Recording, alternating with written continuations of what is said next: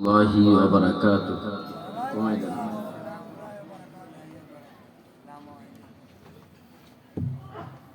সালাম দেওয়া সুন্নাহ এবং উত্তর দেওয়া ওয়াজিব। অতএব আমরা এখানে যারা আছি আওয়াজটা আরো জোরে হওয়ার কথা ছিল। আমি আবারও সালাম দিচ্ছি, একটু জোরে সরে যেন উত্তরটা হয়।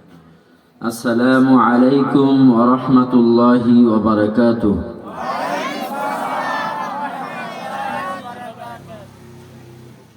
আলহামদুলিল্লাহ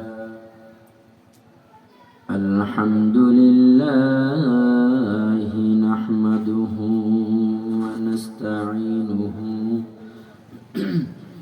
ওয়া নাস্তাগফিরুহু ওয়া নু'মিনু বিহি ওয়া নাতাওয়াক্কালু আলাইহি ওয়া নাউযু বিল্লাহি মিন শুরুরি আনফুসিনা ওয়া মিন সাইয়্যাতি আ'মালিনা।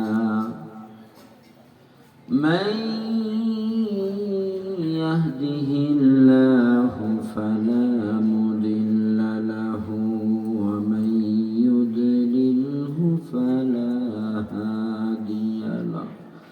ওয়া নাশহাদু আন্না সাইয়্যিদানা ওয়া সানাদানা ওয়া হাবিবানা ওয়া মাহবুবানা ওয়া মুরশিদানা ওয়া মাওলানা মুহাম্মাদান আবদুহু ওয়া রাসূলুহু أرسله الحق بشيرا ونذيرا وداعيا إلى الله بإذنه وسراجا وقمرا منيرا. أعوذ بالله من الشيطان الرجيم. بسم الله الرحمن الرحيم.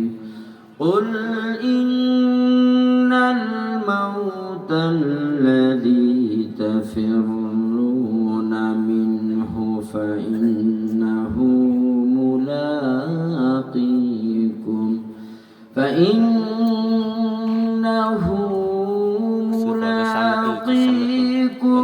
ثم تردون إلى عالم الغيب والشهادة فينبئكم بما كنتم تعملون. وقال النبي صلى الله عليه وسلم القيس من دان نفسه وعمل لما بعد الموت أو كما قال عليه الصلاة والسلام. إن الله وملائكته يصلون على النبي يا أيها الذين آمنوا صلوا عليه وسلموا تسليما. اللهم صل على سيدنا مولانا محمد وعلى آل سيدنا مولانا محمد. ডাইনে মাটি বামে মাটি মাটির হবে বিছানা, এমন ঘরে থাকবারে মন, সেই ঘরের নাই ঠিকানা। আল্লাহুম্মা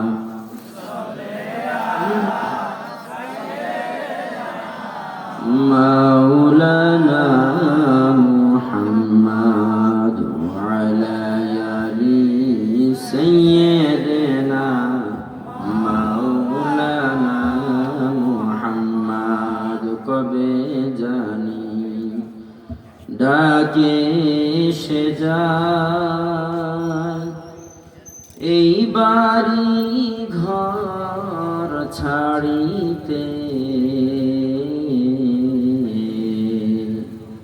গায়ের পোশাক খুলে খুলে সাদা কাফন পরাইবে।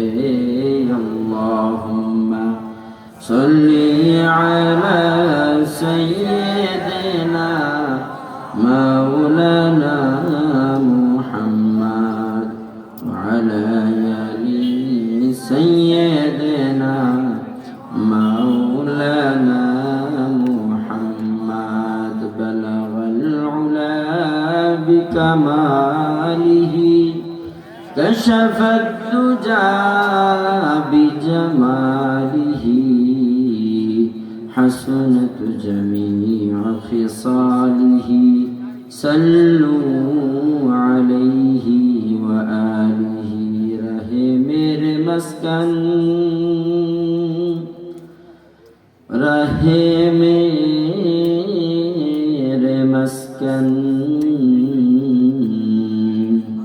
حوالے کعبہ بنے میرے مدفن،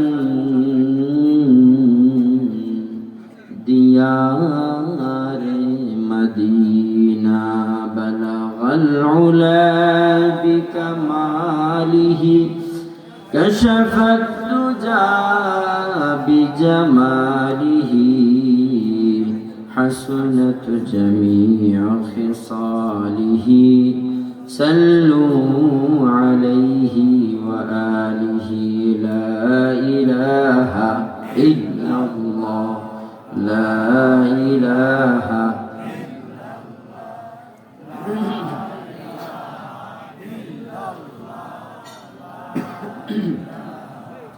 জোরে বলি লা ইলাহা ইল্লাল্লাহ, লা ইলাহা। টাকার বড়াই করিও না, টাকা সাথে যাইবে না। রূপার পয়সা, রূপার পয়সা, স্বর্ণের চাঁদি সাথে কিছুই যাবে না। বলো লা ইলাহা ইল্লাল্লাহ, লা ইলাহা ইল্লাল্লাহ।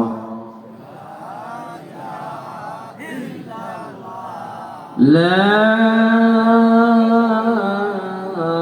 إله إلا الله محمد رسول الله صلى الله عليه وسلم। আলহামদুলিল্লাহ। রমিজউদ্দিন মীর বাড়ির দরজায় জামে মসজিদ যুব তফসির কমিটির উদ্যোগে ৮তম বার্ষিক তাফসিরুল কোরআন মাহফিলের সম্মানিত সভাপতি জনাব সালাউদ্দিন হলাদার সাহেব এবং বিশিষ্ট উলামায়ে কেরাম, মুরব্বিয়ানে আজম, আমার সামনে উপবিষ্ট দিন প্রিয়, ইসলাম প্রিয় শ্রোতা মণ্ডলী এবং পর্দার আড়ালে মা ও বোনেরা, আল্লাহ রাব্বুল আলামিনের দরবারে অসংখ্য অগণিত শুকরিয়া জ্ঞাপন করছি যেই আল্লাহ রাব্বুল আলামিন আমাদেরকে সুন্দর একটি পরিবেশে, সুন্দর একটি মহতী অনুষ্ঠানে তাফসীরুল কোরআন মাহফিলে বসা আসার তৌফিক দান করেছেন। আমরা খুশি না বেজার? আরো আসতে বলি, খুশি না বেজার? তাহলে যদি খুশি থাকি তাহলে অন্তর থেকে একবার আল্লাহর দরবারে শুকরিয়া আদায় করি, আলহামদুলিল্লাহ। মুহতারাম হাজিরিন, গভীর রাত আল্লাহ রাব্বুল আলামিন আমাদের এই তাফসীরুল কোরআন মাহফিল দেখতেছে না দেখতেছে না? জোরে বলি, দেখতেছে?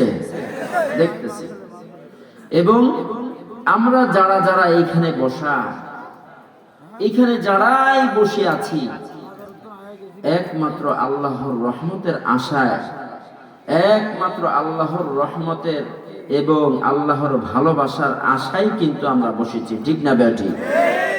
এখন মুহতারাম হাজিরিন, আমরা তো পৃথিবীর মধ্যে একটা ক্ষণস্থায়ী জিন্দেগি আল্লাহ দান করেছেন। এই ক্ষণস্থায়ী জিন্দেগি যখন নাকি শেষ হয়ে যাবে, তখন এক মুহূর্তই দেরি করবে না, মালাকুল মউত আজরাইল, নাম তো জানেন, নাম কি? আজরাইল। নাকি আপনাদের আশেপাশে কোনো দারোগা আসবে?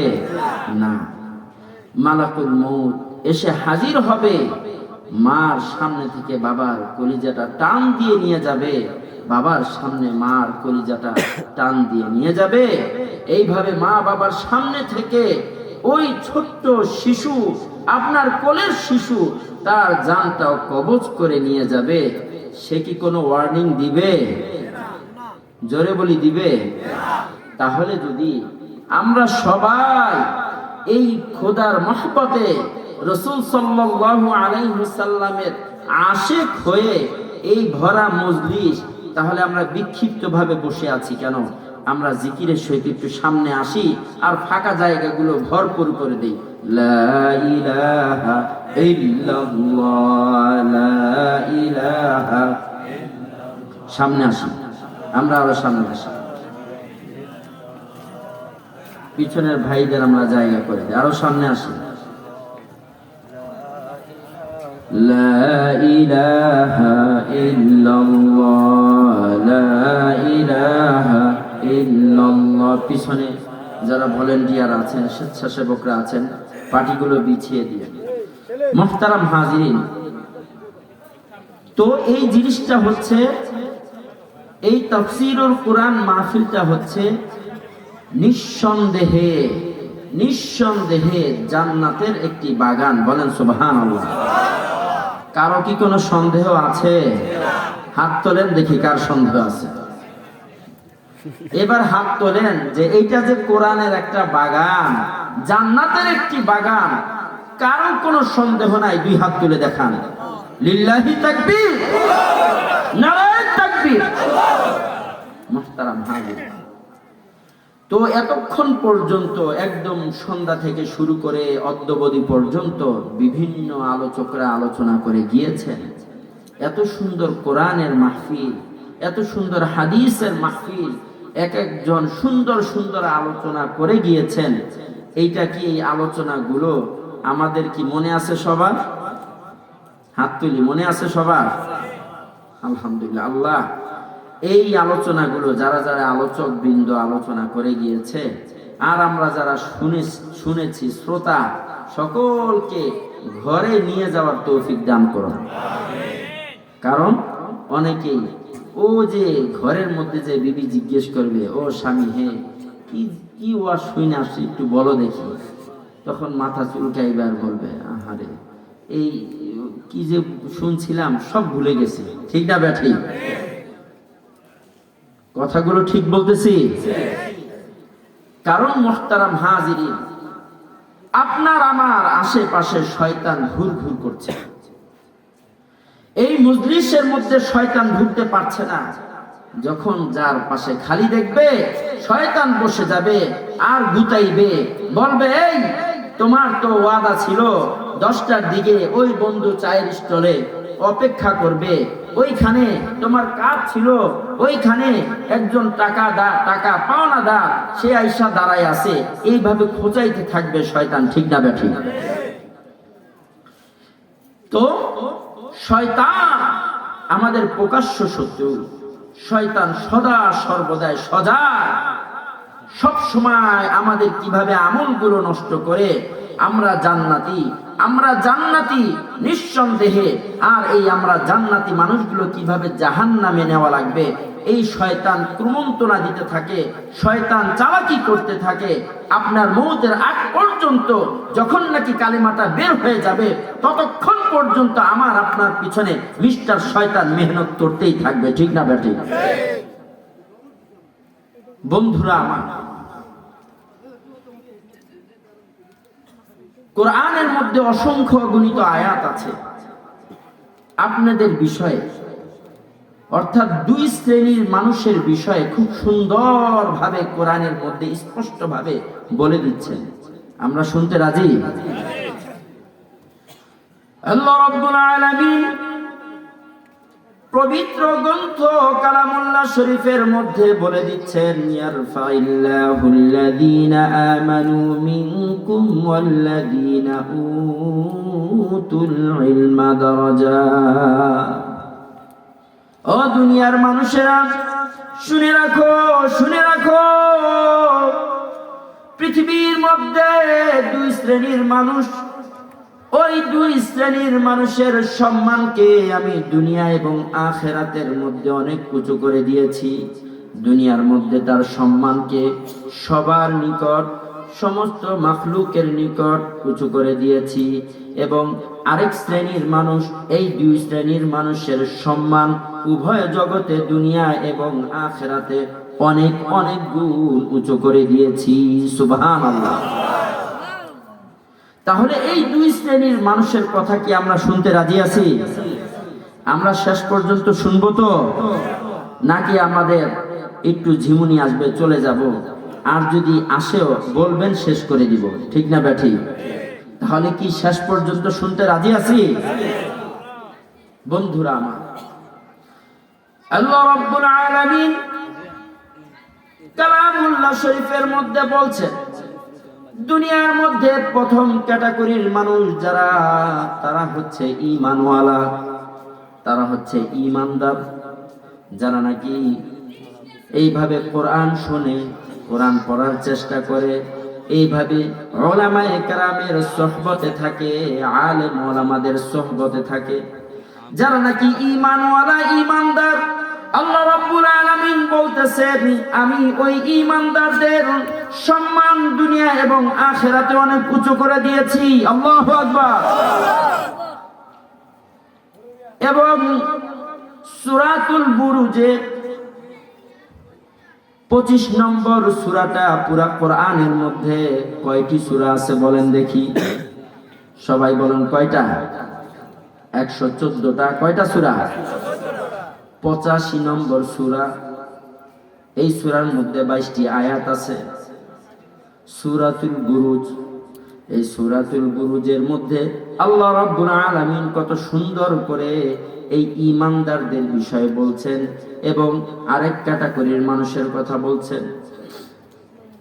ওয়াসসামাই যাতিল বুরুজি ওয়াল ইয়াউমিল মাউউদি ওয়া শাহিদিন ওয়া মাশহুদ কুতিলা আসহাবুল উখদুদ আন-নারি যাতিল ওয়াকুদ إذ هم عليها قعود।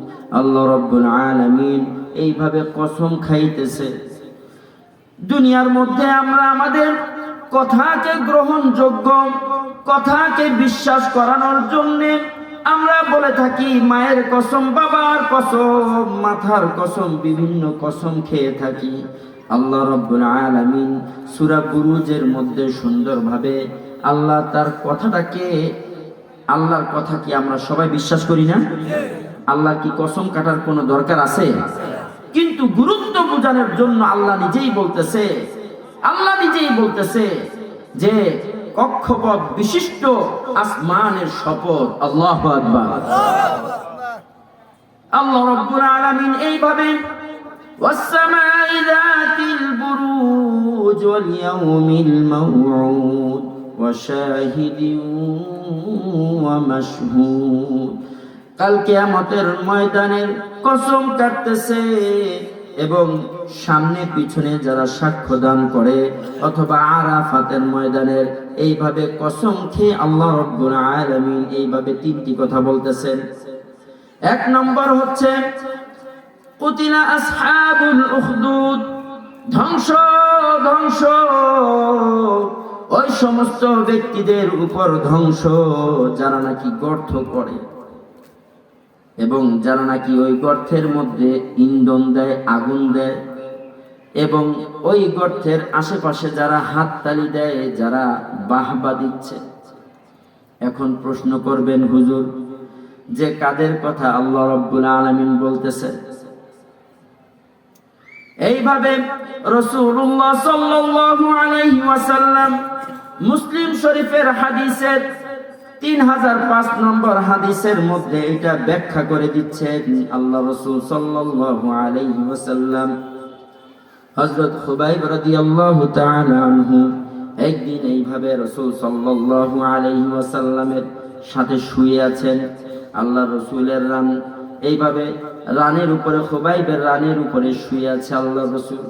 রাসূলুল্লাহ সাল্লাল্লাহু আলাইহি ওয়াসাল্লাম বলতেছেন, ও খুবাইব,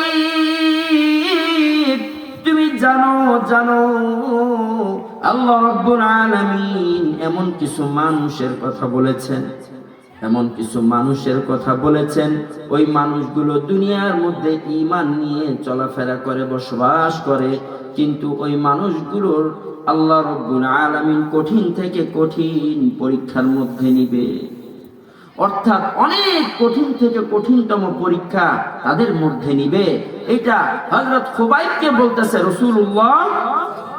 আরো জোরে বলে রাসূলুল্লাহ। আল্লাহ রাসূলের নামটা একটু জোরে নিয়েন। আল্লাহ রাসূলের নাম কেউ শুনলো, শোনার পরও দুরূদ পড়লো না, সাল্লাল্লাহু আলাইহি ওয়াসাল্লাম পড়লো না, তাহলে তার উপরে অভিশাপ। বলেন নাউজুবিল্লাহ। তাহলে আল্লাহ রাসূলের পুরো নামটা যখনই আমি আপনি শুনবো, সাথে সাথে বলবো সাল্লাল্লাহু আলাইহি ওয়াসাল্লাম। এইভাবে রাসূলুল্লাহ সাল্লাল্লাহু আলাইহি ওয়াসাল্লাম বলতেছেন, ইয়া রাসূলুল্লাহ, আমি তো বুঝলাম না। বলে শোনো শোনো, দুনিয়ার মধ্যে এইভাবে যারা নাকি ঈমানের ছায়ার নিচে থাকবে, ঈমান নিয়ে বেঁচে থাকবে, তাদের উপরে এমন পরীক্ষা আসবে, এমন পরীক্ষা আসবে, পূর্ববর্তী লোকদের উপরে যে রকম মুসিবত আসছে, আমার আনেওয়ালা উম্মত কিয়ামত পর্যন্ত যারা একের পর এক আসতে থাকবে, তাদের উপরে আল্লাহ রাব্বুল আলামিন কঠিন থেকে কঠিন ঈমানের পরীক্ষা নিবে। তাহলে এখানে আল্লাহ রাসূল সাল্লাল্লাহু আলাইহি সাল্লাম বলতেছে, শোনো, তোমার উপরে পরীক্ষা আসবে, সকলের উপরে আসবে। তখন রাসূল সাল্লাল্লাহু আলাইহি ওয়াসাল্লাম স্পষ্ট ভাবে ঘটনাটা ব্যক্ত করলেন। তৎকালীন সময় এক বাদশা ছিল, জালেম বাদশা। ওই জালেম বাদশার আন্ডারে একজন জাদুকর ছিল। সে জাদুবিদ্যায় খুব পারদর্শী। দেখবেন বিভিন্ন দরবারে, রাজাদের দরবারে জাদুকর থাকে, গণক থাকে, তারা হাত দেখে, তারা ভবিষ্যতের সব কিছু বলে দেয়। আছে না এরকম? দেখবেন গণক তারা হাত দেখে, হাত দেখে দেখে বলে দেয়, তোমার 4টা বিয়া, 5টা বিয়া, তোমার এই কয়টা সন্তান, তুমি এতদিন পরে মারা যাবা। বলেন নাউজুবিল্লাহ। অদৃশ্যের গায়বীর খবর কে জানে?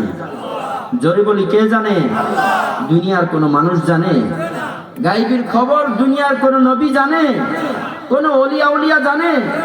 কিন্তু কিছু বেদাতীরা তারা বলে, কিছু ফকিররা তারা বলে যে গায়েবের খবর আমি বলে দিতে পারি। বলেন নাউজুবিল্লাহ।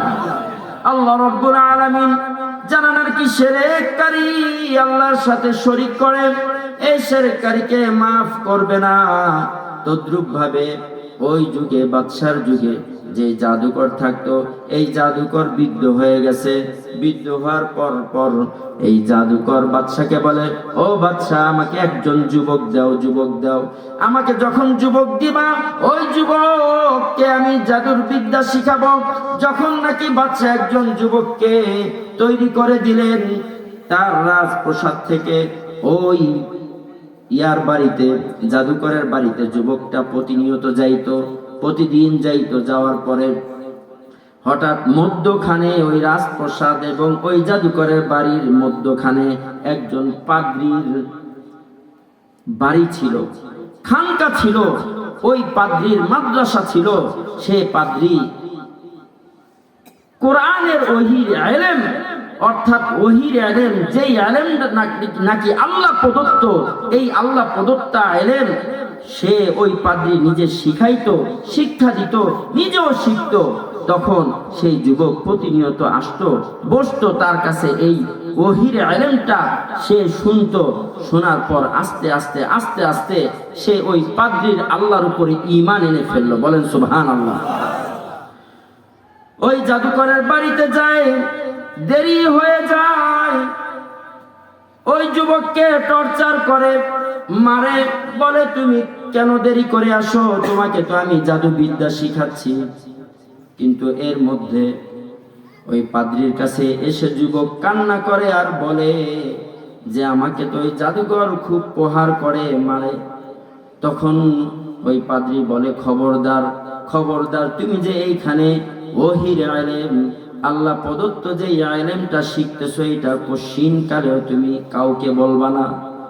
যদি বলো তুমি ঈমান এনে ফেলেছো আল্লাহর উপরে, তুমি ঈমান এনেছো জান্নাতের উপরে, তুমি ঈমান এনেছো রাসূলের উপরে, জাহান্নামের উপরে, সব কিছুর উপরে, যখনই জানবে সাথে সাথে তোমার উপরে অত্যাচার শুরু হয়ে যাবে। ভাইরা আমার, যখন নাকি এইভাবে পুরা বিদ্যা শিখে ফেললো, তখন হঠাৎ করে একদিন জাদুকরের কাছে যাবে, পথিমধ্যে দেখে একটি হিংস্র প্রাণী বসে আছে, একটা বাঘ বসে আছে। এপারের মানুষগুলো ওপারে যাইতে পারতেছে না। হঠাৎ করে সে মনে মনে বলল যে আজকে আমি পরীক্ষা করব, ওই জাদুবিদ্যা সত্যি, ওই জাদুকর সত্যি নাকি পাদ্রী সত্যি, পাদ্রীর আল্লাহ সত্যি না ওই জাদুকরের প্রভু সত্যি। জাদুকর তো প্রভু মানত বাদশাকে। বলেন নাউজুবিল্লাহ। আমাদের প্রভু কে? আমাদের পালনেওয়ালা কে? আমাদের সুস্থতা দেনেওয়ালা কে? তাহলে ওই ছোট্ট বালক সে বলতেছে আজকে পরীক্ষার সময় আসছে, আমি আজকে পরীক্ষা করব। যে আজকে আমাকে কালিমার দাওয়াত শিখাইতেছে, যে আমাকে ঈমানের কথা শিখাইতেছে, আজকে সে সত্যি না জাদুকরটা সত্যি। এইভাবে একটা পাথর হাতে নিল, পাথর হাতে নিয়ে এইভাবে ওই হিংস্র প্রাণীটার দিকে এইভাবে নিক্ষেপ করার আগে আগে বলল যে আমি এই পাথরটা নিক্ষেপ করতেছি, যদি জাদুকর সত্যি হয় তাহলে এই বাঘটার কিছুই হবে না। ঠিকই যখন মারলো, বাঘটার কিছুই হয় নাই, ওইখান থেকে যায় নাই। সমস্ত মানুষগুলো দেখতে লাগলো।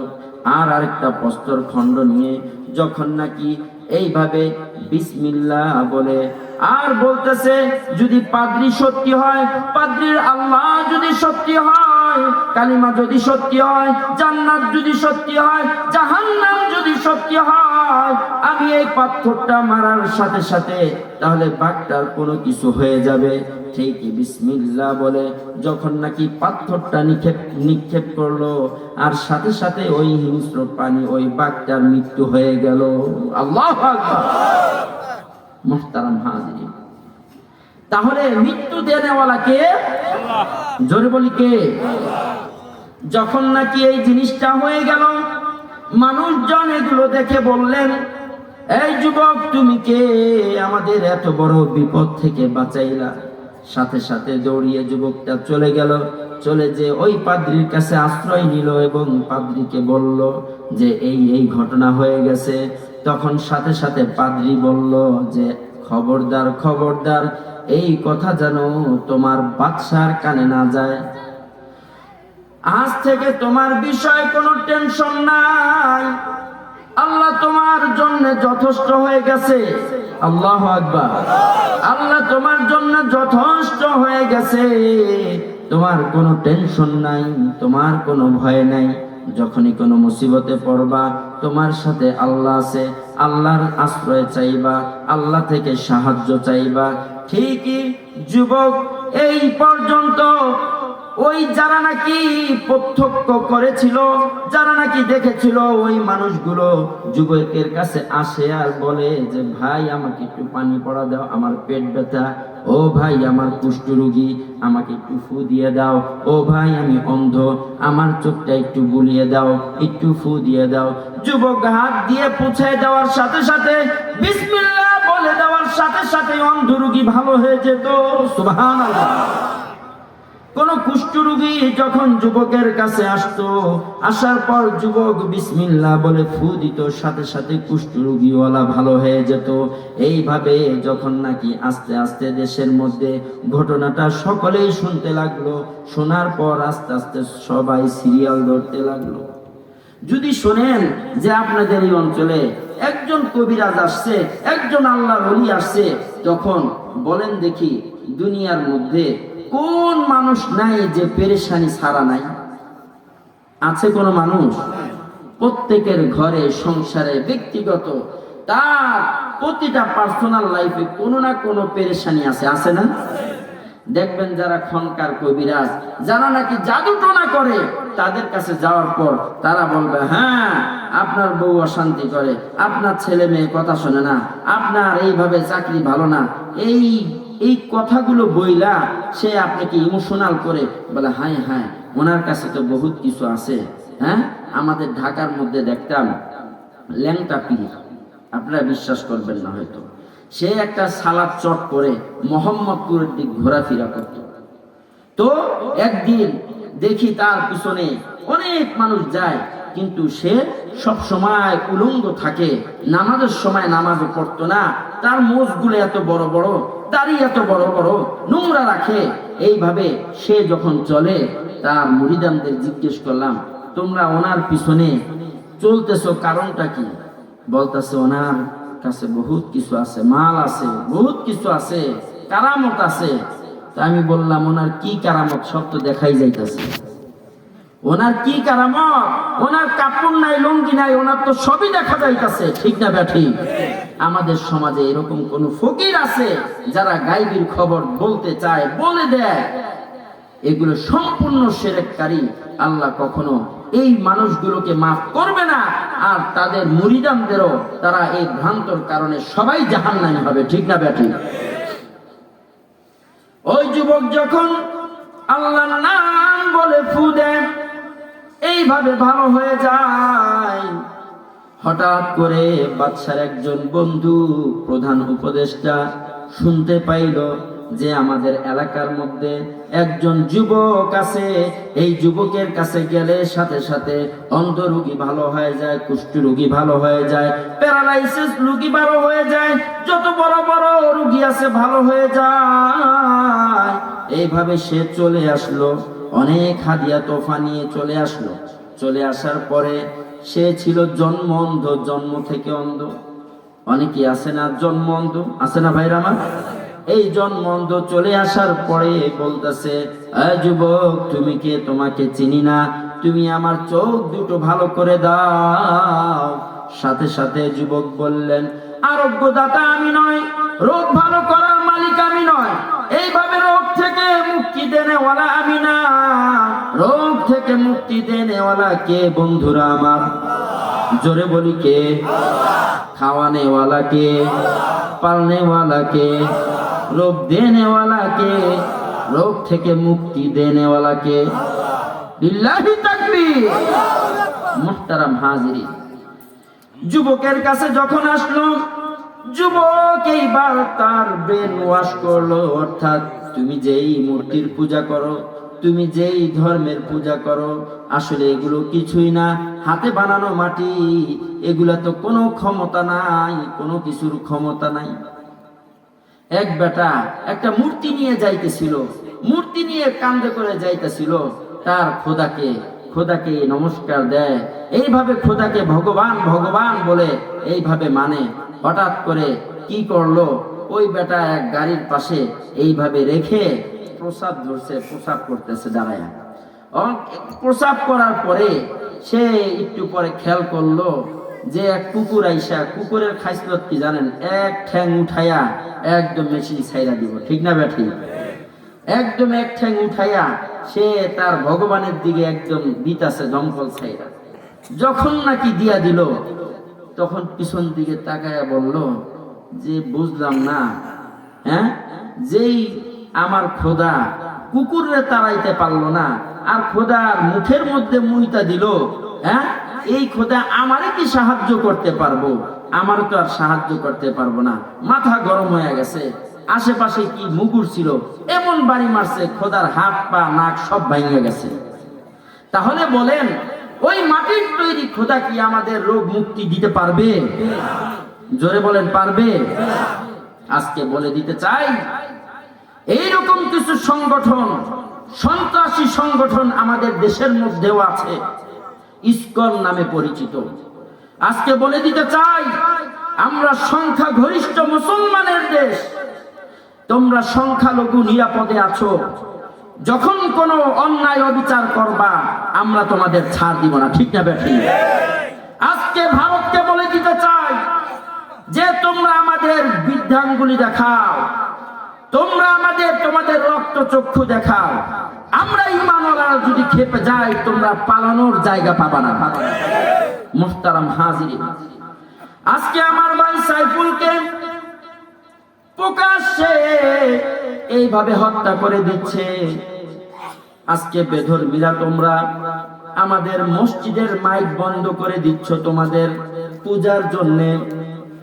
আজকে আমাদের মুসলমান ভাইকে বেদর পিটাচ্ছ তোমাদের পূজার মধ্যে ডিস্টার্ব হয় বিধায়।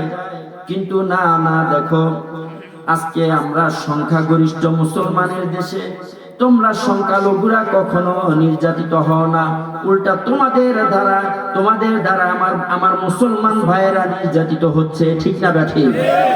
আজকে ইন্ডিয়াতে, আজকের খবর, ইন্ডিয়াতে তারা বয়কট করছে, আমাদের পতাকা পোড়াইছে, অবমাননা করছে, আমাদের এমবেসিতে যে ভাঙচুর করছে, অর্থাৎ আমাদের পতাকার উপরে হামলা করা মানে আমাদের দেশের উপরে হামলা করা, ঠিক না বেঠিক?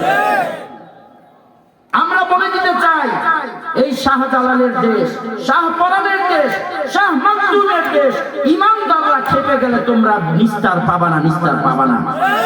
নারায়ে তাকবীর, নারায়ে তাকবীর। আল কোরআনের আলো, আল হাদিসের আলো। আমি বলতেছিলাম কোরআনের মধ্যে যে দুই শ্রেণীর মানুষের কথা, একটা হচ্ছে ঈমানওয়ালা। যতক্ষণ পর্যন্ত ঈমানের শক্তি দিলের মধ্যে থাকবে ততক্ষণ পর্যন্ত বাতিল বেধর্মীরা তোমাদের একটা পশম ছিঁড়তে পারবে না, ও মুসলমান, ঠিক না বেঠিক? আজকে আমাদের ঈমানের জোর নাই। আজকে যে দেখেন বদরের সাহাবীরা তাদের ঈমানের কারণে, ঈমানের মজবুতির কারণে আল্লাহ বিজয় দান করেছেন। রাসূল সাল্লাল্লাহু আলাইহি ওয়াসাল্লাম যদি শুধু দোয়ার মধ্যেই এইভাবে আল্লাহ সমস্ত কিছু কবুল করে ফেলতো তাহলে আর যুদ্ধের প্রয়োজন ছিল না। আল্লাহ রাসূল সাল্লাল্লাহু আলাইহি ওয়াসাল্লাম তার 63 বছর বয়সে, তার নবুয়তের পরে দেখেন 23 বছর বয়সে কতগুলো যুদ্ধের মধ্যে শরীক থেকেছেন, এইভাবে নেতৃত্ব দিয়েছেন। আর যদি রাসূল সাল্লাল্লাহু আলাইহি ওয়াসাল্লামের দোয়ার মধ্যেই সবকিছু সমাধান হয়ে যেত তাহলে তো জিহাদ লাগতো না। আমাদের সমাজের মধ্যে কিছু বন্ধুরা বলে যে দাওয়াত দাও, দাওয়াত দাও, জিহাদের দরকার নাই, বলেন নাউজুবিল্লাহ। মুহতারাম হাজিরিন, ও ঈমানদার, যতক্ষণ পর্যন্ত তোমার মধ্যে ঈমান আছে, আমার মধ্যে ঈমান আছে, শরীয়তের প্রতিটা বিধি বিধান মানতে হবে সকলকে, ঠিক না বেঠিক? যুবক যখন ওই বাচ্চার উপদেশটাকে জন্মান্ধকে ফু দিল, ফু দেওয়ার সাথে সাথে সেই জন্মান্ধ ভালো হয়ে গেল। তাকায়া দেখে বলে যে ব্যাপার কি, তুমি তো ওই যুবক যে যুবক বাচ্চা তোমাকে জাদুকরের কাছে নিয়োগ দিয়েছিল, ঠিক না বেঠিক? যুবক বলে তোমার চোখ ভালো হবে, শর্ত হচ্ছে কালিমা পড়া লাগবে। তুমি বাচ্চার বন্ধু ঠিক আছে, কিন্তু তুমি জন্মান্ধ, এত সহজেই ভালো হবে না। বলে তোমার খোদাকে? বলে আমার খোদা হাতে বানানো মাটির পুতুল না, আমার খোদা যে জান্নাত বানিয়েছে, জাহান্নাম বানিয়েছে, পাহাড় বানিয়েছে, পর্বত বানিয়েছে, সমস্ত কিছু বানিয়েছে, সেই খোদার নামে তুমি কালিমা যখন পড়বা তখন সাথে সাথে আল্লাহ রাব্বুল আলামিন তোমার দৃষ্টি শক্তি খুলে দিবে। এইভাবে একের পর এক এইভাবে ব্যক্ত করতেছে। বলো কি বলো তোমার খোদা? বলে হ্যাঁ হ্যাঁ আমার খোদা এই পাহাড় পর্বত, 7 আসমান, 7 জমিন সব কিছু কে বানিয়েছে বন্ধুরা? কে বানিয়েছে? হাজার में शजर में तेरे रंग बू है, जिधर देखता हूँ मैं उधर तू ही तू है। যে নাকি একজন ঈমানওয়ালা ঈমানদার, সে সদা সর্বদা ওই গাছে দেখবে, একটা ফল যখন খাইতে নিবে দেখবে আল্লাহকে দেখবে। যখন সে দেখেন সুন্দর সবুজ গাছের মধ্যে কত টসটসে পাকা আম ঝুলতেছে, জাম ঝুলতেছে এক এক, তখন শেখ সাদি রহমতুল্লাহি আলাইহি বলে যে আমি যখন কোন ফল দেখতে পাই, আমি যখন এইভাবে কোনো কিছু ধরতে চাই, তখন আল্লাহর কুদরত প্রতিটা মাখলুকের মধ্যে আমি দেখতে পাই। সুবহানাল্লাহ। যুবক এক এক করে যখন নাকি তাকে দাওয়াত দিল, সে সাথে সাথে পড়ে নিল লা ইলাহা ইল্লাল্লাহ বলে কালিমাটা সুন্দরভাবে পড়ে নিল। পড়ার সাথে সাথে ওই তার জন্মন্ত বাদশার বন্ধু উপদেষ্টা, তার চোখটা সম্পূর্ণ ভালো হয়ে গেল। সুবহানাল্লাহ। ভালো হয়ে গেল। ভালো হওয়ার পর তার কোনো উপঢৌকন নেই, রাখে নাই, বলে নিয়ে যাও, তুমি সবকিছু নিয়ে যাও। যখন সবকিছু নিয়ে গেছে বাদশার কাছে, তারপরের দিন গেছে বাদশার পাশে বসছে, বলতেছে ব্যাপার কি? তোমার চোখ ভালো, তুমি দেখতে পাইতেছো, কোন ডাক্তারের কাছে গেছো? আমার এই রাজ্যের মধ্যে তো এরকম কোন ডাক্তার নেই যে জন্মন্ধর চোখ ভালো করে দিবে। আল্লাহু আকবার। চোখ ভালো করার মালিক কে? তখন তার উপদেশটা বলতে লাগলো, আমার আল্লাহ আমার চোখটাকে ভালো করে দিয়েছে। রাজা বলতেছে তুমি আহাম্মক নাকি, দুষ্টামি করো নাকি? আমি তো এই দেশের এই রাজ্যের খোদা, আমি রব, আমি নাউজুবিল্লাহ বলবেন না আরো জোরে? বলতেছে আমি তো খোদা, আমি তো রব। এইভাবে যখন বলল, সাথে সাথে তার বন্ধু প্রধান উপদেষ্টা বলতে লাগলো তুমিও কালিমা পড়ো, তুমিও তওবা ইস্তেগফার পড়ো, তুমি রব না। এই সমস্ত টাকা পয়সা ক্ষমতা দেওয়ার মালিক হচ্ছে কে? আল্লাহ। যদি ক্ষমতার চেয়ারে বসে তুমি যদি অপব্যবহার করো, তাহলে তোমার এইভাবে 16 বছর কেন 6 দিন পরে হইল আল্লাহ তোমার কান ধইরা ক্ষমতা থেকে নামাই দিবে। ঠিক না বেঠি? মুহতারাম হাজির, ক্ষমতা পাওয়ার পর ক্ষমতার অপব্যবহার করবা ও বাদশা, ক্ষমতা পাওয়ার পর জনগণের উপর জুলুম করবা, তাহলে তুমি সকালে রান্না করবা, দুপুরে খাওয়ার সুযোগ পাইবা না, পালায় যাইতে হবে। ঠিক না বেঠি? এই কারণে খবরদার। এই কারণে যখন নাকি বাদশার উপদেশটাই করা করা কথাগুলো বলতেছে, বাদশার তো ভালো লাগতেছে না, বলতেছে তুমি কি বলো? এই জল্লাদ, এই পুলিশ, এদিকে আসো, তাকে গ্রেফতার করো। গ্রেফতার করে হাজতখানায় নিয়ে গেল এবং বলল সত্য কথা বলো, কে তোমাকে ঈমানের কথা শুনিয়েছে, খোদার কথা শুনিয়েছে? বলে ওই যুবক। যুবকের নাম যখন বলে ফেললো, যুবককে ধরে নিয়ে আসলো বাদশা। বাদশা ধরে নেওয়ার পরে বলল, এই যুবক, তুমি তো ওই যুবক, ওই জাদুকরের কাছে যাকে পাঠিয়েছিলাম। মাশাআল্লাহ, মারহাবা, তুমি তো ভালোই জাদু বিদ্যা শিখছো, তোমার জাদুর ছলে বলে কৌশলে মানুষকে ভালো করায় দাও। বলেন নাউজুবিল্লাহ। এটা কি জাদুর ক্ষমতায় নাকি ঈমানের ক্ষমতায়? আল্লাহ তাকে শক্তি দিছে, ঈমানের শক্তি, ঈমানের বলে এইভাবে আল্লাহ নাম নিয়ে যখন নাকি ফু দেয় তখনই ভালো হয়ে যায়। যুবককে গ্রেফতার করলো, আয়না ঘরের মধ্যে ঢুকাইলো। আয়না ঘর চিনছেন নি? আয়না ঘরের মধ্যে ঢুকাইলো, ডিম থেরাপি দেওয়া শুরু করলো। এইভাবে 16টা বছর তুমি জ্বালাইছো, আলেম ওলামাদের এইভাবে টর্চার করছো, একদিন দুই দিন আল্লাহ ধরে না, কিন্তু আল্লাহ ধরলে আবার কি করে না? জোরে বলি, আল্লাহ ধরে না ধরলে আবার। খবরদার, দুনিয়ার প্রতিটা জালেম বাদশাকে বলে দিচ্ছি, মেসেজ দিচ্ছি, আল্লাহ যখন ধরবে, ধরার সাথে সাথে তোমার কোনো অস্তিত্ব থাকবে না, তোমার বাদশাহী থাকবে না, তোমার কোনো মুলক থাকবে না, ধ্বংস হয়ে যাবে। ঠিক না ব্যাটি? এইভাবে যখন যুবককে বলল, সত্য কথা বলো, কে তোমাকে এই সমস্ত কিছু শিখাইছে? বলে যে পাদ্রী।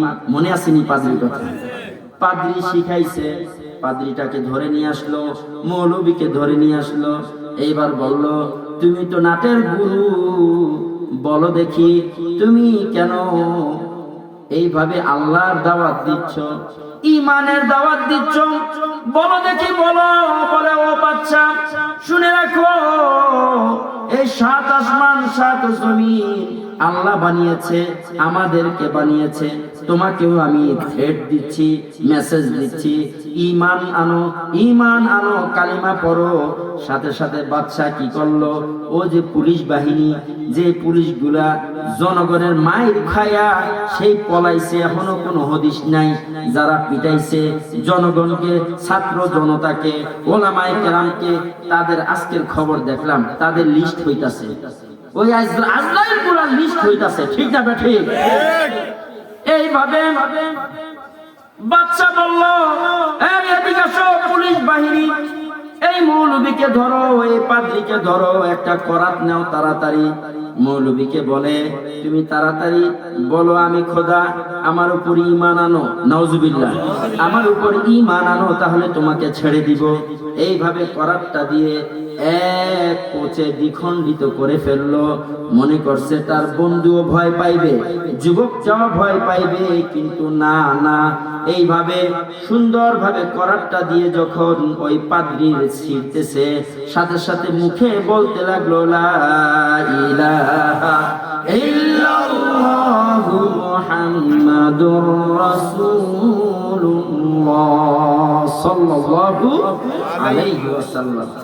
মুহতারাম হাজিরিন, খারাপ লাগতেছে? শেষ করে দিব? তাহলে আসতে বলেন কেন? আমার সাথে কথা বললেন, তাহলে বুঝবো যে আপনারাও বুঝতেছেন না। যাই হোক, যখন নাকি যুবকের সামনে ওই বাদশার বন্ধুকে ডাকলো, ওই পুলিশ বাহিনী তাকে বলল, এবার আমার বন্ধুর মাথায় করাতটা ধরো, প্রধান উপদেষ্টার মাথায় করাতটা ধরো। প্রধান উপদেষ্টাকে বলে, তুমি তাড়াতাড়ি এইভাবে ঈমান আনো আমার উপরে, ঈমান আনো আমার উপরে। প্রধান উপদেষ্টার ঈমানের এত জজ্বা চলে আসছে, বলে, এই শুনো, আমি তো একে একে এই যুবক থেকে সব ঘটনা শুনেছি। নবী মুসা আলাইহিস সালাতু ওয়াস সালাম এর যুগে এইভাবে বাতিল ছিল। নবী মুসা আলাইহিস সালাতু ওয়াস সালামের সময়ও কাফের কে ছিল? বড় লিডার কে ছিল? হ্যাঁ, ফেরাউন। ইব্রাহিম খলিলুল্লাহর সময় কে ছিল? নমরুদ। এক এক করে বলতেছে জালেম বাদশা ছিল।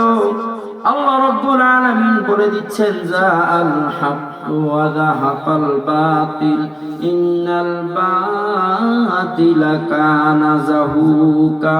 প্রতিটা যুগে যুগে হযরত আদম সফিউল্লাহ, মুসা কালিমুল্লাহ, ঈসা রূহুল্লাহ, ইব্রাহিম খলিলুল্লাহ, এইভাবে এক এক করে মুহাম্মদুর রাসূলুল্লাহ পর্যন্ত প্রতিটা যুগেই যুগেই এইভাবে হক থাকবে আর বাতিল থাকবে।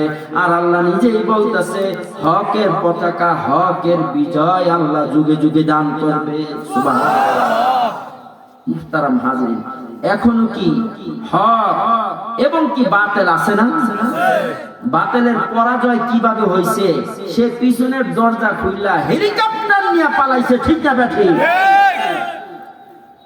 মুহতারাম হাজিরিন, আমাদের উপরে যত জুলুম হবে, ঈমানদারদের যত জুলুম হবে, ঈমান তত মজবুত হবে। ঠিক না ব্যাঠি? এই এক এক করে বাচ্চার প্রধান উপদেষ্টা বলতেছে, তুমি নির্যাতন করবা, মেরে ফেলবা, এই জগৎ তো ক্ষণস্থায়ী জগৎ, চিরস্থায়ী কোথায়? আখিরাত। জোরে বলি, চিরস্থায়ী কোথায়?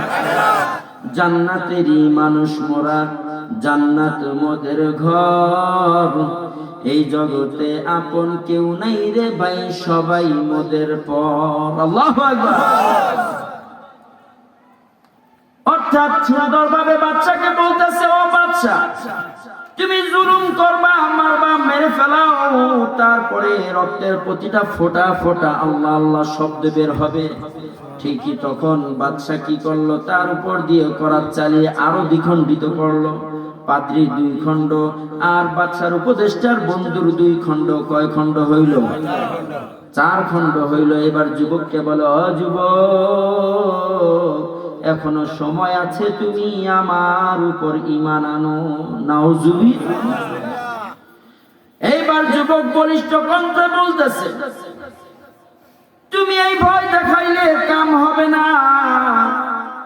বলেন দেখি, যুগে যুগে জালেম বাদশারা এসে আমাদেরকে ভয় দেখাইবে, টাকাওয়ালারাও এসে ভয় দেখাইবে, এলাকার মধ্যে ক্ষমতাওয়ালারাও ভয় দেখাইবে, যার মধ্যে ঈমান থাকবে এগুলোর পরোয়া কিছু করবে নাকি করবে না? করবে। যখন নাকি বাচ্চা দেখলো না, নড়ে না, এইবার বলে, যুবক দাঁড়াও, তোমাকে আমি একবারেই মেরে ফেলবো না, কষ্ট দিয়ে দিয়ে তিলে তিলে মারবো।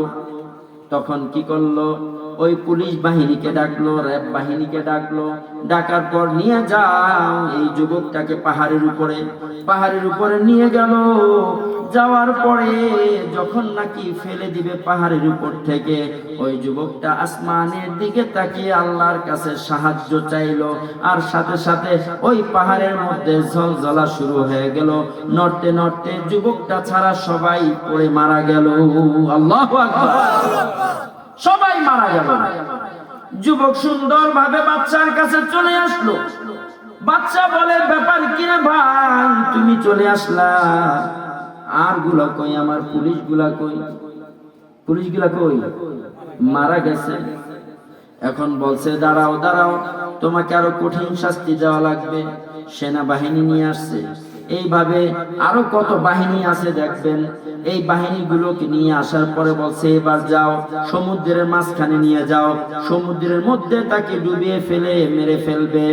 যখন নাকি এইভাবে নিয়ে গেল সমুদ্রের মধ্যখানে, সবাই নিয়ে যাওয়ার পরে যখন যুবককে ফেলে দিবে, তখন হঠাৎ করে আল্লাহর কাছে হাত প্রসারিত করে বলতেছে, ও মাওলা, তুমি আমাকে এই বিপদ থেকে উদ্ধার করো। মুহতারাম হাজিরিন, বিপদ থেকে উদ্ধারের মালিক কে? জোরে বলি কে? তখন সাথে সাথে বড় বড় ঢেউ এসে সবাই মারা গেল। যুবক আবার পারে এসে আবার বাদশার কাছে গেল। এখন বলবেন, বারবার নিজে ধরা দেয় কেন? মুহতারাম হাজিরিন, যুবকের ঈমানের পাওয়ার এত ছিল, ঈমানের তেজ এত ছিল। দেখবেন যারা নাকি শেষ জামানায় রাসূল সাল্লাল্লাহু আলাইহি ওয়াসাল্লাম বলতেছেন, সর্বোত্তম জিহাদ হচ্ছে অত্যাচারী বাদশার সামনে হক কথা বলা। বলেন সুবহানাল্লাহ। অত্যাচার যে একের পর এক জুলুম করতেছে, আপনি তার সামনে দাঁড়িয়ে হক কথা বলবেন, দেখবেন জুলুম হইতেছে, অন্যায় হইতেছে, অবিচার হইতেছে, কিছুই বলে না, কিছুই বলে না। আমর বিল মারুফ নাহি আনিল মুনকার, সৎ কাজের আদেশ করা হইতেছে আমাদের সমাজে, অসৎ কাজ থেকে বাধা প্রদানের কথা বলাই হয় না। ঠিক না বেঠি? যুবক চলে আসলো, আসার পর বলল, ও বাচ্চা, তুমি যদি আমাকে মারতে চাও তাহলে একটা ফর্মুলা আছে। কি ফর্মুলা? পুরা তোমার দেশের সমস্ত জনগণ গুলা একটি মাঠের মধ্যে আনবা, আনার পর এইভাবে তুমি একটা তীর নিবা, আমাকে শুলে চড়াবা, চড়ানোর পর ওই সুন্দরভাবে বিসমিল্লাহি রাব্বিল গুলাম বলে এইভাবে মারবা তীরটা। এইভাবে বাচ্চাকে শিখাই দিল। বাচ্চা তাই করলো। জনগণ সবাইকে ডাকলো। ডাকার পর এইভাবে দাঁড়িয়ে গেল, যুবক দাঁড়িয়ে গেল, বাচ্চা একটা তীর নিল, এইভাবে তীরটা বাচ্চা নিজেই সবার সামনে জোরে জোরে, ছেলেটা আবার বলে দেয়, জোরে জোরে বলতে হবে সবাই যেন শুনে, জনগণ। এইভাবে তীরটা নিক্ষেপ যখন করলো, বিসমিল্লাহি রাব্বিল গুলাম, ওই যুবকের প্রভুর নামে, যুবকের রবের নামে আমি মারতেছি। তাহলে জনগণ সবাই শুনছে কিনা? জোরে বলি, শুনছে কিনা?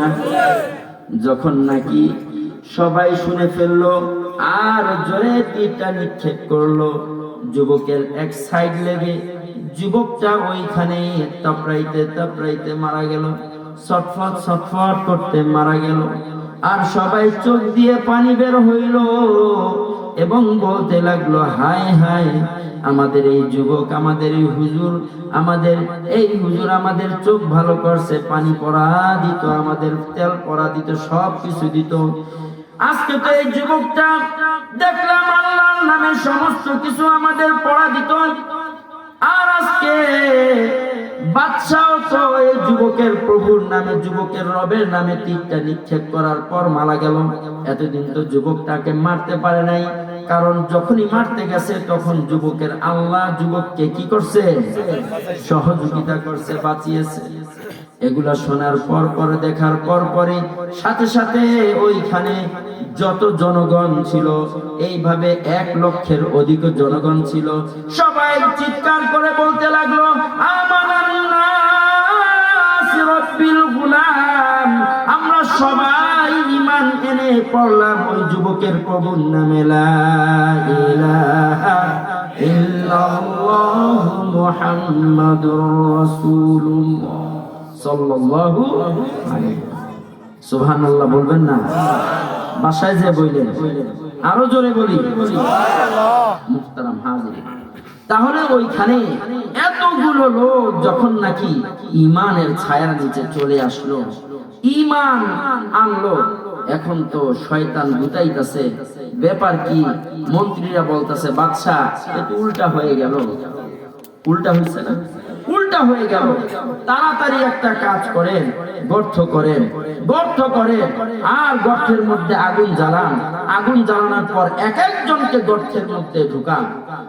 মুহতারাম হাজির, যখন নাকি গর্তের মধ্যে এক একজনকে ঢুকাইতেছে, আগুন জ্বলাইতেছে, আর ওই গর্তের আশেপাশে মানুষ হাততালি দিতেছে, এই কথাটাই আল্লাহ রাব্বুল আলামিন সূরা বুরুজের মধ্যে বলে দিচ্ছেন। বলেন সুবহানাল্লাহ। কথাটা মনে আছে যে আমি বলেছিলাম, আল্লাহ শপথ করে বলতেছেন যে কক্ষপথ বিশিষ্ট আসমানের কসম, কিয়ামতের দিবসের কসম, আরাফাতের দিবসের কসম, কয়েকটা কসমের পরে এই ঐতিহাসিক ঘটনাটা বর্ণনা করছেন যে যারা নাকি ঈমানওয়ালা, ঈমান নিয়ে দুনিয়ার মধ্যে বেঁচে থাকবে, ঈমানের মতো মহাদৌলত যাদের হৃদয়ের মধ্যে থাকবে, একদম মৌতের আগ পর্যন্ত তাদের উপরে ঈমানি মহাশক্তি, ঈমানি বিপদ আপদ বালা মুসিবত আসতেই থাকবে, আসতেই থাকবে। যখন নাকি আবু বকর রাদিয়াল্লাহু তাআলা আনহু এইভাবে গারে হেরার মধ্যে এইভাবে ছিল আল্লাহ রাসূল সাল্লাল্লাহু আলাইহি ওয়াসাল্লামের সাথে, তখন রাসূল সাল্লাল্লাহু আলাইহি ওয়াসাল্লামকে বলতেছে, ইয়া রাসূলুল্লাহ, আমাদের তো বিপদ সামনে, আমরা কি করব?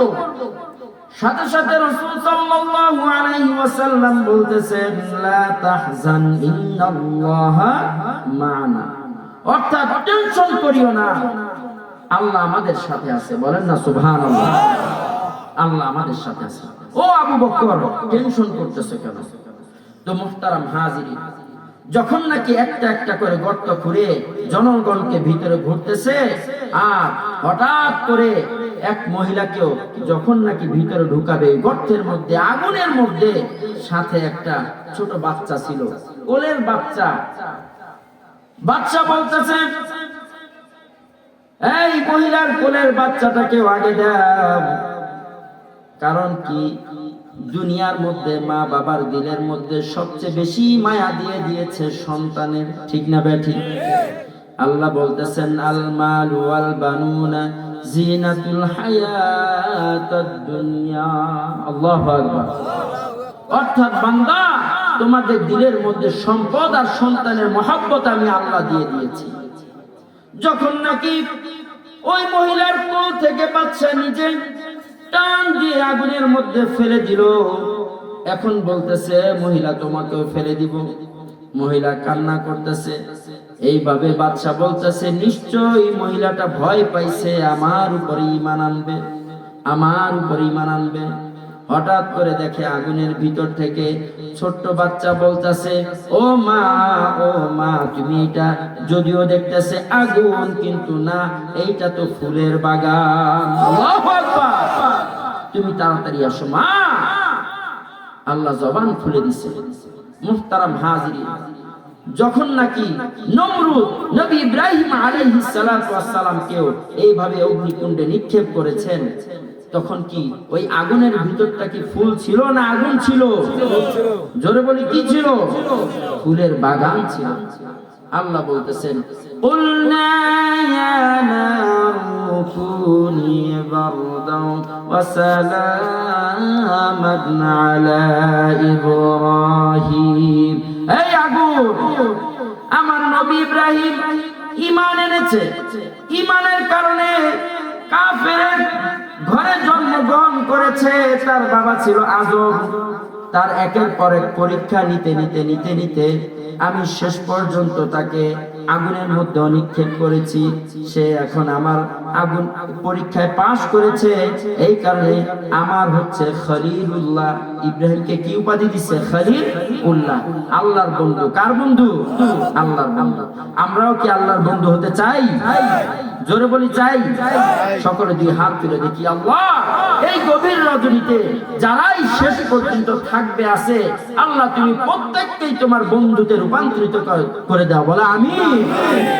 বন্ধুরা আমার, এই যে আমরা সবাই কিন্তু যারা এখনো আছি, এক সময় আমরা সকলে ইন্তেকাল করে চলে যাব। সবাই কি মারা যাব না? যাব। তো এর মধ্যে আমরা মানে এখন যারা আছি, একের পর এক আমাদের উপরে মুসিবত আসবে, পেরেশানি আসবে। দুই নম্বর যে কথাটা বলা হয়েছে, দ্বিতীয় নম্বর যে ক্যাটাগরির কথা বলা হয়েছে যে ইয়ারফাইল্লাহুল্লাযীনা আমানু মিনকুম ওয়াল্লাযীনা উতুল ইলমা দারাজাত।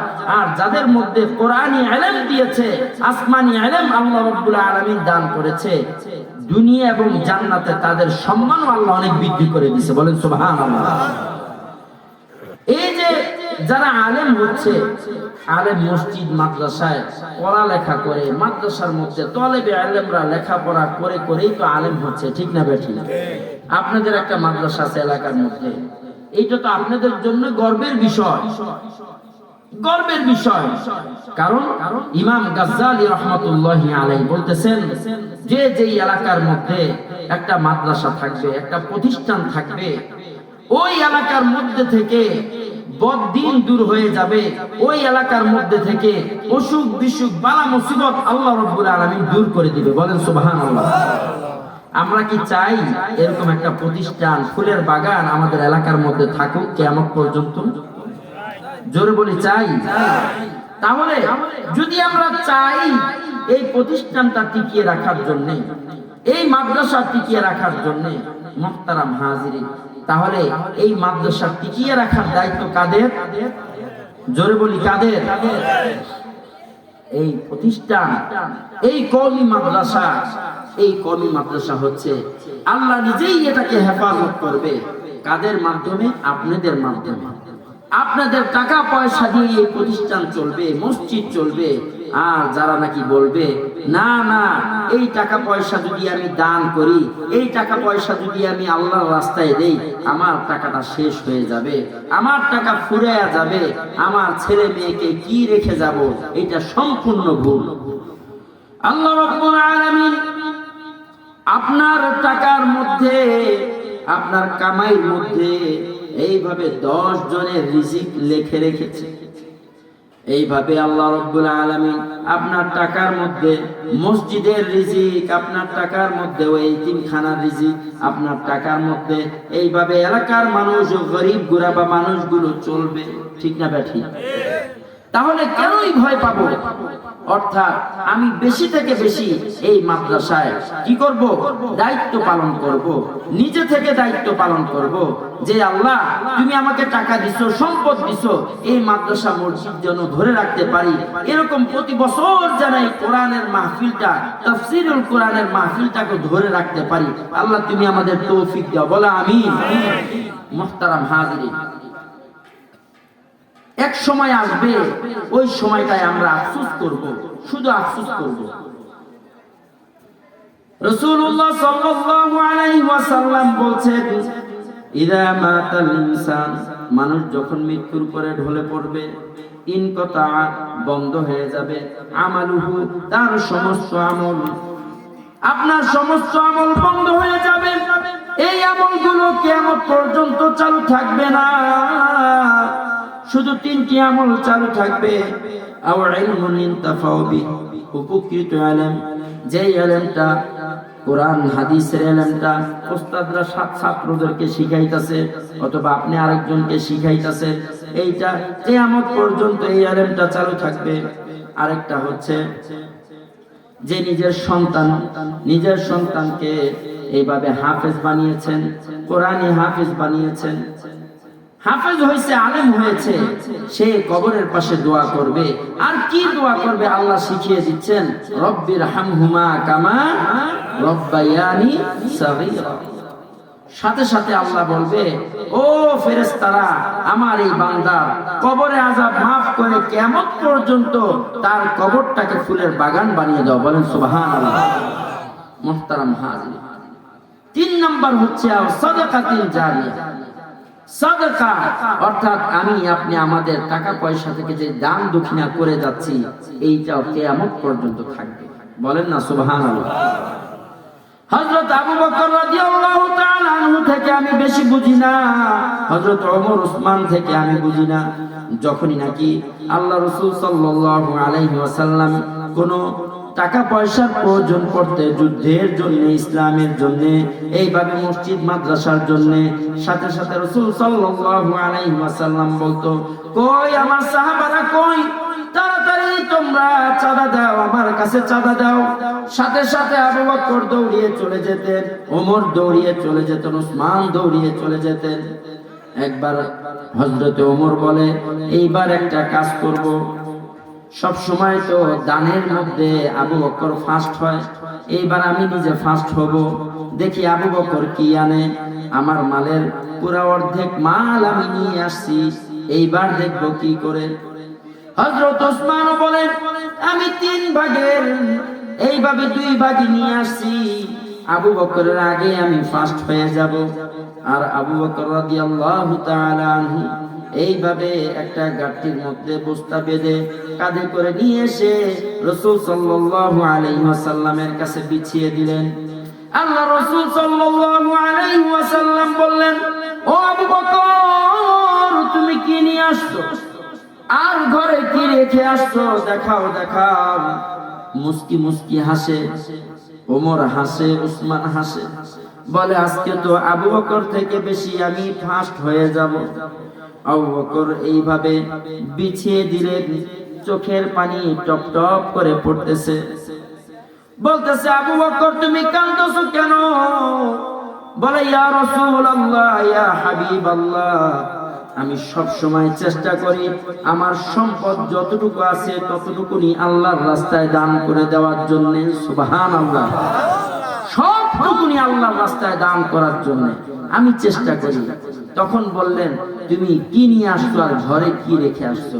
বলে, ইয়া রাসূলুল্লাহ, আমার ঘরে কোনো কিছুই রেখে আসি নাই, আল্লাহ আল্লাহ রাসূলকে রেখে আসছি, বাকি সব কিছু আমি নিয়ে আসছি। বলেন না সুবহানাল্লাহ। ওমর আর ওসমান এবার কি করেন? বলেন, মাথায় হাত দিয়ে বলেন, ইয়া রাসূলুল্লাহ, আজকে তো আমরা ফেল। মুহতারাম হাজিরিন, কসম করে বলছি, এই চোখটা বন্ধ হয়ে গেলে আপনি এই 1 কোটি টাকার মালিক, 2 কোটি টাকার মালিক, এই টাকার মালিক আপনি না। যখন নাকি মালাকুল মউত এসে পড়বে আপনার আমার কাছে, চোখটা বন্ধ হয়ে যাবে, সাথে সাথে স্ত্রী আসবে, সন্তান আসবে, ভাইরা আসবে, আপনাকে দাফন কাফনের জন্য ব্যবস্থা করবে। ঠিকই যখন নাকি কেউ ওই আপনার টাকা থেকে যদি মাদ্রাসায় দান করতে চায়, আব্দুর রহিম ভাই, করিম ভাই 5 লক্ষ টাকা রেখে গেছে বা 10 লক্ষ টাকা রেখে গেছে, এই পুরা টাকাটা এবার মসজিদ মাদ্রাসায় দিয়ে দেই। শরীয়ত কি বলে, ইসলাম কি বলে? না না, এই 10 লক্ষ টাকার মালিক আর আপনি না, চোখ বন্ধ হওয়ার সাথে সাথে আপনার সন্তানরা মালিক হয়ে গেছে। ঠিক না ব্যাটি? উপার্জন করলেন আপনি, কামাই করলেন আপনি, এখন আপনার টাকা দিয়ে মসজিদ মাদ্রাসায় দান করা হবে, এটা পারা যাবে না। ইসলাম বলে নো, নেভার, পারা যাবে না। কেন? কারণ আপনার ওয়ারিস হিসাবে তারা মালিক হয়ে গেছে। বন্ধুরা আমার, এত কষ্ট করে উপার্জন করলাম, বৃষ্টিতে ভিজে, রোদ্রে পুড়ে আমাদের সম্পদের মালিকগুলো আমরা হইলাম। একদিন টেস্ট করবেন আপনার বিবিকে, ও বিবি আমি 1 লাখ টাকা নিয়ে আসছি। তখন বিবি বলবে তাড়াতাড়ি মার্কেটে চলো, মার্কেটে চলো। বিবিকে বললেন, বিবি এইটা হইলো সুদের টাকা, এই সুদের টাকা দিয়ে আমি এই 1 লক্ষ টাকা আনছি। তখন বিবি বলবে ঠিক আছে, মচমচে খাই বাজার করি চলো। একটু পর বিবিরে বলবেন, বিবি এই 1 লক্ষ টাকার বিনিময় 100টা মুগুরের বাড়ি খাইতে হবে কবরে যাওয়ার পরে, তুমি কয়টা ভাগ নিবা? বিবি কি রাজি হবে একটাও? ও বিবি তুমি বেশি না, মুগুরের বাড়ি 5টা খাইও, আর বাকি আমি 95টা খাবো, অথবা 2টা খাইও। রাজি হবে? না না। এই কারণে বন্ধুরা আমার, এমনও জীবন করিও গঠন, মরণে হাসিবে তুমি, কাঁদিবে ভুবন। অর্থাৎ এলাকার কিছু বন্ধুরা আছে, যখনই দানের কথা বলা হয়, যখনই কোনো ভালো কাজের কথা বলা হয়, তখন দেখবেন তার কিছুই নাই, দাঁড়িয়ে যায়, সে দেয়। রাসূল সাল্লাল্লাহু আলাইহি ওয়াসাল্লাম বলতেছে যে ও বিলাল তুমি দান করো। বলতেছে ইয়া রাসূলুল্লাহ আমার তো কিছু নাই। বলে দান করো। বলে আমার তো কিছু নাই। বলে তোমার যা আছে ওইটা থেকেই তুমি দান করো। বলে সুবহানাল্লাহ। অর্থ যা আছে, তা আমরা তো আর না খেয়ে মরি না। মুহতারাম হাজিরিন, এটার দ্বারা বোঝা যাচ্ছে আল্লাহ রাসূল বলতেছে যখনই দান করা হবে, যখনই আল্লাহর রাস্তায় ব্যয় করা হবে, তখন সাথে সাথে আমাদের পেরেশানিগুলো আল্লাহ রাসূল বলতেছেন দূর হয়ে যাবে। বলেন না সুবহানাল্লাহ। as-সাদাকাতু তারুদ্দুল বালা, সাদকার মাধ্যমে, দানের মাধ্যমে আল্লাহ পেরেশানিগুলো দূর হয়, দূর করে দেয়। বলেন দেখি, বাবাও নবীও ছিল এবং কি ছেলেও নবী ছিল, এই 2 নবীর নাম বলতে পারবেন? পৃথিবীর মধ্যে বাবাও নবী ছিল এবং সন্তান ছেলেও নবী ছিল। নাম জানেন? হযরত নবী সুলাইমান আলাইহিস সালাতু ওয়াস সালাম, নাম শুনছেন? অর্থাৎ তার বাবা দাউদ আলাইহিস সালাতু ওয়াস সালাম, নবী সুলাইমান আলাইহিস সালাতু ওয়াস সালাম এইভাবে তার কথা দেও দানব জিন পরি শুনতো। হঠাৎ করে একদিন 2টা পাখি সুলাইমান নবীর কাছে যে বলতে লাগলেন, ও নবী সুলাইমান, একটা দুষ্ট লোক আমার ডিমগুলো খেয়ে ফেলে সদা সর্বদা, তুমি তাকে বাধা দাও, তুমি তাকে না করো। সাথে সাথে সুলাইমান নবী ওই দুষ্ট লোকটাকে বলল, এই এদিকে আসো, তুমি ডিমগুলো খেয়ে ফেলো কেন? খায়ো না। আবারও খেয়ে ফেলে, পাখিগুলো বিচার দেয়। নবী সুলাইমান আলাইহিস সালাতু ওয়াস সালাম এইভাবে এক জিনকে বলে দিলেন, যাও এই জিন তুমি ওই দূরে দাঁড়িয়ে থাকবে, ও যখন গাছে উঠবে সাথে সাথে গাছ থেকে তাকে ধাক্কা মেরে ফেলে শাস্তি দিবা। ঠিকই তাই করলো। দূরে দাঁড়িয়ে আছে ওই দুষ্ট লোক, যখন গাছের মধ্যে উঠবে, ওঠার সাথে সাথেই যখন নাকি দৌড়িয়ে যাবে জিনটা, আর দেখে ওই দুষ্ট লোকটা নেমে আসছে। এক মুসাফির আসতেছে। মুসাফির বলল, ও ভাই আমাকে কিছু দাও, 3 দিন ধরে আমি না খাওয়া। তার মায়া লেগে গেল। দেখবেন যতই কঠিন মানে মনের রোগ থাকুক না কেন, দেখবেন দিল নরম হয়ে যায় মাঝে মাঝে, সব সময় না। একজনের হাতের ফাঁক দিয়ে পানি পড়ে না, অর্থাৎ টাকাই বের হয় না, হঠাৎ করে দেখবেন সেই লোক সমাজের মধ্যে দাঁড়ায় গেছে। হয় না এরকম? হ্যাঁ। সাথে সাথে বললেন, এই দাঁড়াও মুসাফির, নাও আমার পকেটে যা ছিল দিয়ে দিলাম, আমার দিলটা আজকে ভালো। সে কি করলো, আস্তে আস্তে গাছে উঠলো, পাখি ডিম পাইরা আবার ঘরে নিয়ে ভেজে খেয়ে ফেললো। পাখিগুলো নবী সুলাইমানের কাছে গেল, নবী সুলাইমানের কাছে নালিশ দিল, ব্যাপার কি? ও নবী সুলাইমান, আপনি কি এরকম ইনসাফের বিচার করলেন? নবী সুলাইমান জিন্নাতকে ডাকলো, ও জিন্নাত, তুমি কি বিচার করে দিলা? তোমাকে বললাম শাস্তি দেওয়ার জন্য, তুমি তো শাস্তি দিলা না। বলে, ও নবী সুলাইমান, শোনেন আমার কথা। আমাকে বলেছেন আমি জুড়ে দাঁড়িয়েছিলাম, যখন নাকি এই লোকটা উপরে উঠতেছিল, আমি তাকে ধাক্কা দেওয়ার জন্য সামনে অগ্রসর হচ্ছিলাম। হঠাৎ করে দেখি এক মুসাফির আসতেছে, তার হাতে কিছু দান করে দিল। দান করে দেওয়ার সাথে সাথে হঠাৎ করে আমি দেখি আসমানের দরজাগুলো খুলে আগুনের লাঠি নিয়ে কিছু ফেরেশতা আমাকে ধাওয়া করতেছে। আল্লাহু আকবার! ধাওয়া করতেছে। আমাকে ধাওয়া করতে করতে অনেক দূর পর্যন্ত নিয়ে গেল, আর আমি এসে দেখি সে আর নাই। তখন নবী সুলাইমান মুস্কি হাসি আর বলতেছে, শুনো শুনো, এগুলো হচ্ছে সাদকার আমল। যে নাকি দুনিয়ার মধ্যে দান করবে, সাদকা করবে, মসজিদে দান করবে, মাদ্রাসায় দান করবে, এতিমদের পাশে থাকবে, মাদ্রাসার তালেবে আলেমদের সাথে থাকবে, আলেম হওয়ার জন্য তার খরচগুলো দিবে, আল্লাহ রাব্বুল আলামিন দুনিয়ার মধ্যে প্রতিদান দিয়ে দিবে। সুবহানাল্লাহ।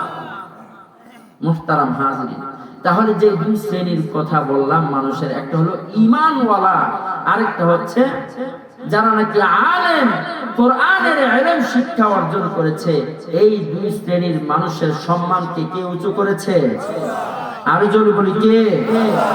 তাহলে এই দুই মানুষের পক্ষে যদি থাকি, এই দুই মানুষের সাথে যদি থাকি, তাদের সাথে থাকলেও আল্লাহ তাদের উসিলায় আমাদের জান্নাতে নিয়ে যাবে। ঠিক না বেঠিক? মুহতারাম হাজিরিন, আল উলামা ওয়ারাসাতুল আম্বিয়া, এই উলামায়ে কেরামগণ, আলেমগণ, হাফেজগণ, মুফতিগণ, এগুলো হচ্ছে নবীগণের উত্তরসূরি। ঠিক না বেঠিক? অর্থাৎ আজকে তাদের সাথে মহব্বত রাখবেন, ভালোবাসা রাখবেন, আল্লাহ এর উসিলায় জান্নাত দিবে। বলেন সুবহানাল্লাহ। তাহলে কি আমরা চাই আমাদের এই এলাকার মধ্যে? আমি আজ থেকে আরো অনেক বছর আগে আসছিলাম, আপনাদের মনীষ সাহেব, ওনার সাথে ঢাকায় থাকে, ওনার সাথে খুবই মহব্বত। উনি ঢাকাতেও একাধিক মাদ্রাসা, যখনই কোনো মাদ্রাসার জন্য আসে, কেউ আসে, না করে না, বাধা দেয় না। ফলের দোকান একটা ফলও না হলে দিয়ে দেয়। হ্যাঁ, এটা সামনে একটা তাকে ফুলানোর জন্য, খুশি করার জন্য নয়। আসলে ঈমানওয়ালা যারা ঈমানদার, আল্লাহ তাদের সম্পদটাকে এইভাবে কবুল করবে। বলেন সুবহানাল্লাহ। আগে দেখতাম টাকা ছিল না, পয়সা ছিল না, কিন্তু আল্লাহ এখন দিছে। কেন? ওই 10টা মাদ্রাসার সাথে সম্পর্ক আছে। তাহলে কি আমরাও চাই না মসজিদ মাদ্রাসার সাথে সম্পর্ক থাকতে? সবাই চাই। দুই হাত তুলে দেখাই। আল্লাহ আমাদের প্রত্যেকটা ভাইকে আল্লাহ এই মসজিদ মাদ্রাসার সাথে সম্পৃক্ত থাকার তৌফিক দিয়ে দাও। বলেন আমিন। মুহতারাম হাজিরিন, ইনশাআল্লাহ এখন এই টিনের ঘর দেখতেছি। দেখেন, এই মসজিদ মাদ্রাসা সংরক্ষণকারী কে? আল্লাহ। আমি সম্মানিত মুহতামিম সাহেবকে বলতেছিলাম নামাজের আগে, ইন্না নাহনু নাযালনা যিকরা ওয়া ইন্না লাহু লাহাফিজুন। অর্থাৎ এই মসজিদ মাদ্রাসা আল্লাহ আপনাদের হাত দিয়েই কিন্তু গড়াবে, আপনাদের টাকা পয়সা দিয়ে। যার টাকাটা কবুল করবে, যার টাকা কবুল করবে। আমরা প্রতি মাসে যদি মসজিদ আর মাদ্রাসার জন্য অল্প অল্প টাকা দেই, তাহলে দেখবেন 10 জনে যদি 1 টাকা করে দেই, 10 টাকা। আর যদি 10 জনে বলি যে না, সে তো দিব, আমি না দিলে হবে, ওই রাজার বাড়ির পুকুরের মতো। রাজা বলছে যে আগামী দিন সকালে আমার পুকুরের মধ্যে সবাই 1 গ্লাস করে দুধ ফালাইবা। হ্যাঁ, এখন রাত্রে ঘরের বিবির সাথে পরামর্শ করে, বিবি সবাই তো দুধ নিয়ে আসবে, তাহলে আমি পানি নিয়ে যাব 1 গ্লাস। ওই আব্দুল করিমও কয়, হ্যাঁ সবাই তো দুধ নিয়ে আসবে, আমি এক গ্লাস পানি নিয়ে যাব। তো সবাই কি করছে, এই চিন্তা করে সবাই পানি নিয়ে গেছে। সকালে দেখে রাজা তার পুরা পুকুরের মধ্যে কিসে ভরা, পানিতে ভরা, কেউই দুধ নিয়ে আসে নাই। অর্থাৎ মনে করে যাক আমার 10টা টাকা মসজিদে দিব, থাকুক, দিলেই তো শেষ হয়ে যাবে, হ্যাঁ অমুক ভাই দিবে তমুক ভাই দিবে, এই নিয়ত করে আর দেয় না। মুহতারাম হাজিরিন, এখন বলতে চাই এই 2 দিনের তাফসীরুল কোরআনের মাহফিলে আমরা যদি এতটুকু দিলটা নরম না করতে পারি, এতটুকু সবক অর্জন না করতে পারি যে এই মসজিদ এই মাদ্রাসা একদিন এগুলো টিকে থাকবে, আমি আপনি থাকবো না, আমি আপনি থাকবো না। আল্লামা রুমি রহমাতুল্লাহি আলাইহি বলতেছেন, চন্দে গুই বাগে মান বুস্তানে মান লেকিন গুই গির গোরস্তানে মান। অনেকে বলি এই বাড়ি আমার, এই গাড়ি আমার, এই সুন্দর বিবি আমার, এই সন্তান আমার, এই ব্যাংক ব্যালেন্স ভর্তি টাকা আমার। বান্দারে তোমার এগুলো কিছুই না, তোমার অবস্থান হবে ওই গোরস্থান। ঠিক না বেঠি? এই হাম সব মুসাফির হ্যায় ওহি আখির ঠিকানা, কবি আগে রওয়ানা হ্যায় কবি পিছে রওয়ানা। আল্লাহু আকবার। মৌতু কাসিন কুল্লু নাসিন, মৌতু কাসিন কুল্লু নাসিন শারবুল কবর বাইতিন কুল্লু নাসিন দাখিলুন। মৌত এমন একটি শরবত, আমাকে আপনাকে ধনী দরিদ্র বাদশা প্রজা সবাইকে পান করতে হবে। সবাইকে এই মৌতের আজরাইল মালাকুল মউত আসবে, সবাইকে চলে যেতে হবে, সবাইকে চলে যেতে হবে। কিন্তু আমাদের ভালো ভালো কাজগুলো, আমলগুলো, এগুলো দুনিয়ায় টিকে থাকবে। ঠিক না বেঠিক? অতএব আমরা ইনশাআল্লাহ আগামী দিনের প্রোগ্রাম তাফসীরুল কোরআন মাহফিলের প্রোগ্রামে সবাই আসবো তো, থাকবো তো ইনশাআল্লাহ। আর আগামীতে ইনশাআল্লাহ দেখতে চাই এই মাদ্রাসাটা যেন বিশাল বড় একটা প্রতিষ্ঠান হয়, দাওরায়ে হাদিস পর্যন্ত হয়, আমাদের এই এলাকার জন্য একটা রহমতের জরিয়া যেন হয়ে যায়। বলেন সুবহানাল্লাহ।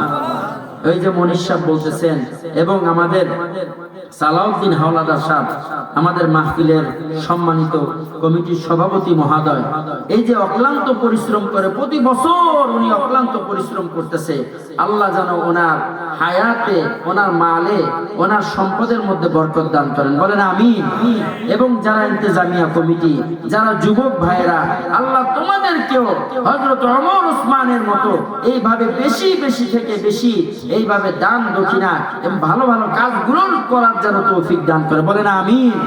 মুহতারাম হাজিরিন, শেষ করে দিচ্ছি। এর আগে এতটুকু আমরা ওয়াদা করি যে আল্লাহ যেন আমাদের মৌতের আগে আমাদের মসজিদ, এই মাদ্রাসা, আমাদের সকলের সম্পদ যেন এই মসজিদ মাদ্রাসার মধ্যে আমাদের টাকাগুলো, আমাদের সম্পদগুলো লাগে। সবাই রাজি আছি তো?